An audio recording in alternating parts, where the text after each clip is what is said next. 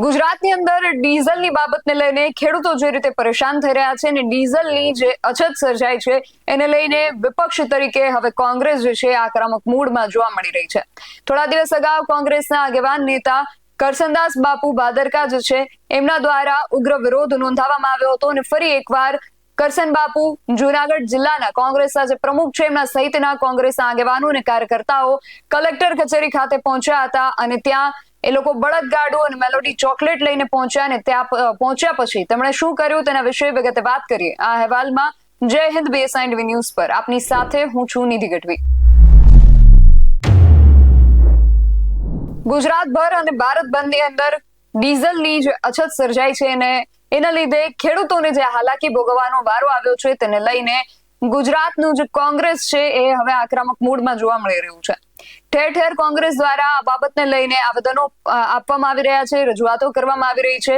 જૂનાગઢની અંદર જૂનાગઢ જિલ્લાના જે કોંગ્રેસના પ્રમુખ છે એમની સાથે આમ આદમી પાર્ટીમાંથી તાજેતરમાં જ કોંગ્રેસમાં ગયેલા કરશન બાપુ ભાદરકા દ્વારા જૂનાગઢના જે કલેક્ટર છે એમને આ બાબતને લઈને આવેદન પત્ર પાઠવવામાં આવ્યું હતું। સાથે જ એમણે બળદગાડું લઈને એક રેલી કાઢી હતી અને આ રેલીની અંદર એ લોકો મેલોડી ચોકલેટ લઈને પહોંચ્યા હતા।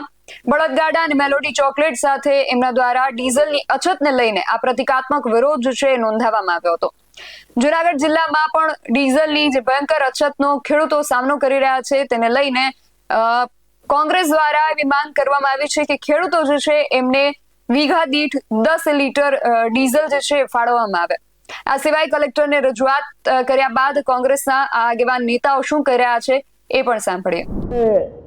જૂનાગઢ જિલ્લા અને શહેર કોંગ્રેસ દ્વારા અનેક ખેડૂતોનો સાથ સહકાર લઈને જૂનાગઢ કલેક્ટરશ્રીને અમે આવેદન આપ્યું છે અને આવેદનના માધ્યમથી અને સરકારને કહેવા માંગીએ છીએ, ભાજપને કહેવા માંગીએ છીએ કે શા માટે ગુમરાહ કરો છો, તમારી નબળાઈઓ ઢાંકવા માટે શા માટે નકારાત્મક ગેમ રમો છો।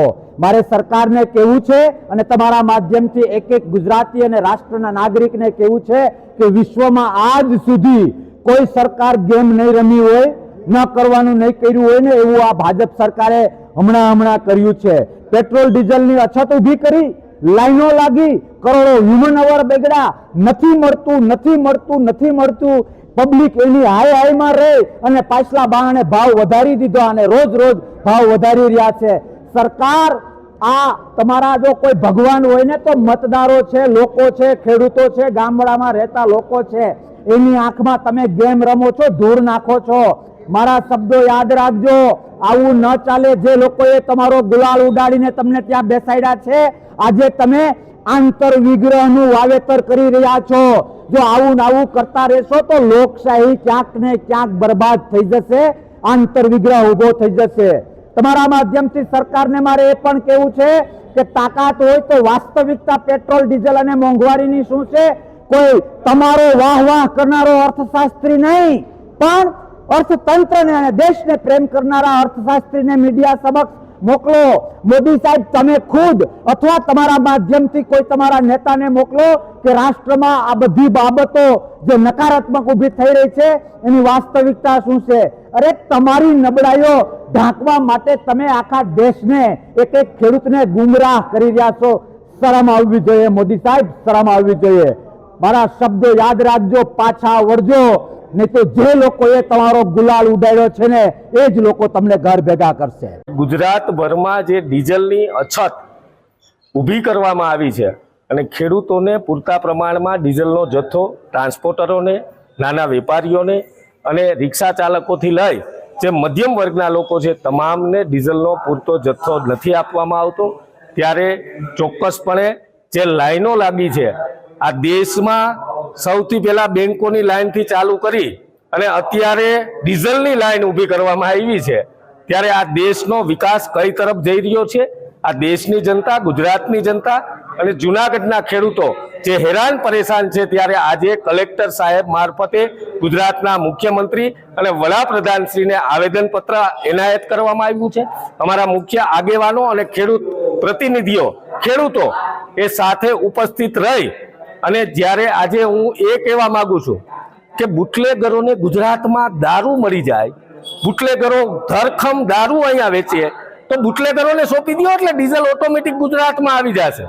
મારી આ સરકારને વિનંતી છે કે આ ડીઝલનો પૂરતો જથ્થો એ વીઘા દીઠ ખેડૂતોને 10 લીટર ડીઝલ આપવામાં આવે અને ખેડૂતો કેરબો લઈ અને ડીઝલની લાઈનમાં ઊભા હોય અને ભારતીય જનતા પાર્ટીના કાર્યકર અને એના નેતા પોતાની ફોર્ચ્યુનર ગાડી લઈ અને ફૂલ ટાંકી કરીને વયા જાય. આ વિરોધ એનો છે. આ જનતા જાગી છે.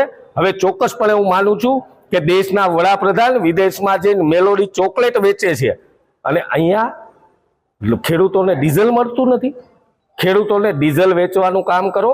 મેલોડી ચોકલેટ એ વિદેશમાં જઈને વેચવાની જરૂર નથી. આ ખેડૂતનો તાત એની આતડી જો પકડી ઉઠી તો તમને કુદરત પણ માફ નહીં કરે. એટલે આજે કલેક્ટર સાહેબને આવેદન આપ્યું છે. કેવી રીતે આવેદન આપ્યું? અમે ખેડૂતોનું જે પોતાનું બળદગાડું કહેવાય એ બળદગાડું લઈ અને અમે કલેક્ટર ઓફિસે આવ્યા. એમાં અમારા સૌ આગેવાનોની ઉપસ્થિતિમાં અને ખેડૂતોની ઉપસ્થિતિમાં આજે આવેદનપત્ર આપવામાં આવ્યું. તો ખેડૂતોને વીઘા દીઠ 10 લીટર ડીઝલ જે છે આપવામાં આવે, એની સાથે ડીઝલના સંકટના કારણે ટ્રેક્ટર અને કોમર્શિયલ વાહનો જે છે એમાં જે મુશ્કેલી પડી રહી છે, વાહનોના હપ્તા ભરવામાં 6 મહિનાની મુક્તિ આપવાની પણ એમના દ્વારા માંગ જે છે કરવામાં આવી છે. સાથે જ કેન્દ્રની ભાજપ સરકારની નીતિઓના કારણે રાજ્ય અને જિલ્લામાં ડીઝલની તંગી સર્જાઈ છે એવા આક્ષેપો પણ તેમના દ્વારા કરવામાં આવ્યા છે. હવે આગામી સમયમાં ડીઝલની આ જે અછતનો મુદ્દો છે આગામી સમયની અંદર શું સ્વરૂપ ધારણ કરે છે, આ જે સમસ્યા છે એનું કોઈ સમાધાન આવે છે કે પછી આ સમસ્યા વધુ ઉગ્ર સ્વરૂપ ધારણ કરે છે, એ આગામી સમય જ કહી શકે છે.